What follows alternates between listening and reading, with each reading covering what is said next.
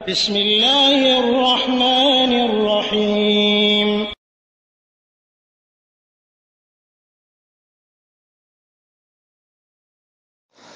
আসসালামু আলাইকুম রহমতুল্লাহি ওয়া বারাকাতুহ। আমাদের একজন ভাই প্রশ্ন করেছেন যে আমাদের দেশে কেউ মারা গেলে 3 দিন পর্যন্ত মৃত ব্যক্তির বাড়িতে রান্না করা হয় না, তারপরে গোশত খাওয়া হয় না, এই ধরনের অনেক কিছু প্রচলিত আছে। এটি ঠিক কিনা? আসলে এরকম ধারণা করা কোনো মুসলিমের জন্য উচিত না যে কোনো একজন ব্যক্তি মারা গেল আর তার জন্য 3 দিন বাড়িতে চুলা জ্বালানো যাবে না, এই ধরনের আকীদা পোষণ করা এটি একটি ভ্রান্ত আকীদা পোষণ করা। এমনকি ধরনের যদি মানে এটি শিরকের পর্যায়ে চলে যেতে পারে, এই ধরনের কোনো ধারণা করলে। কারণ এটি এটি কুলক্ষণ বা অশুভ ফুল গ্রহণ বা যেটি বলা হয়, অর্থাৎ এটা করলে এটা হবে, এটা করলে এটা করতে হয় না, বা এই জাতীয় এগুলোর মধ্যে পড়ে যায়। আর এটাকে তো হাদিসে স্পষ্টভাবে বলা হয়েছে আত্মীয়ারত শিরকুন, অথবা অশুভ বা কুলক্ষণ ফল গ্রহণ এটা শিরকি কাজ। সুতরাং এটি এ ধরনের কথা বিশ্বাস করা একজন মুসলিমের জন্য কখনোই উচিত না। হ্যাঁ, কেউ মারা গেছেন, তখন স্বাভাবিকভাবেই তারা পরিবারের লোকজন সবাই শোকাহত।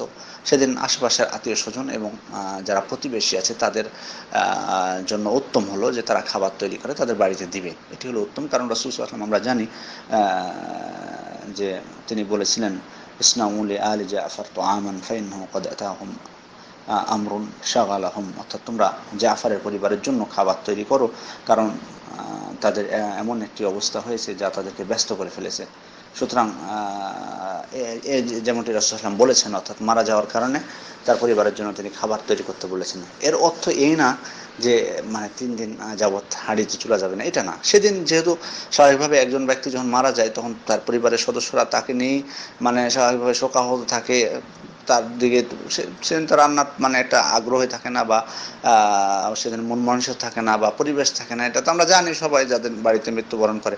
তো এই অবস্থায় স্বাভাবিকভাবেই তখন প্রতিবেশী বা আত্মীয় স্বজনদের জন্য উত্তম হলো যে খাবার তৈরি করা, যেমনটি রাসূল সাল্লাল্লাহু আলাইহি ওয়াসাল্লাম বলেছিলেন। এটা কিন্তু এই ধরনের ধারণা পোষণ করা 3 দিন চুলা জ্বালানো যাবে না, এই ধরনের এটি অত্যন্ত মারাত্মক, একজন মুসলিমের জন্য ভয়ানক। এই ধরনের আকীদা পোষণ করা এটি অত্যন্ত ভয়ানক।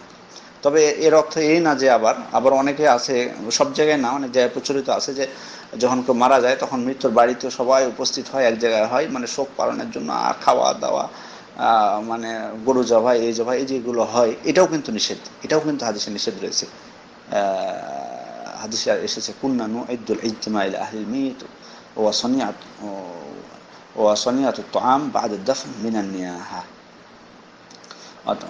কুন্না নুইদ্দুল ইজতিমা ইলা আহলিল মাইয়িত ওয়া সনিয়াতুত তুআম বা'দা দাফনি মিনান নিয়াহা। অর্থাৎ আমরা রাসূল সাল্লাল্লাহু আলাইহি ওয়াসাল্লামের যুগে মৃত বাড়িতে তাকে দাফন করার পর একত্রিত হওয়া এবং খাবার তৈরি করাকে নিয়াহার অন্তর্ভুক্ত মনে করতাম। নিয়াহা হলো উচ্চ স্বরে ক্রন্দন করা, বিলাপ করা মৃত ব্যক্তির জন্য। তো এটা যেমন হাদিসে স্পষ্টভাবে নিষেধ করা হয়েছে, তেমনি তাকে দাফন করার পর তার বাড়িতে একত্রিত হয়ে শোক পালনের জন্য তারপর খাবার তৈরি করে খাওয়া, এগুলো এটাকেও ওর নিয়াহা বা নিয়াহার মতো এটাকেও নিষেধ করা হয়েছে, যে কারণে ওনারা এটিকে নিয়াহার অন্তর্গত মনে করতেন। বিধায় এটিও কিন্তু ঠিক নয়, এটিও ঠিক না।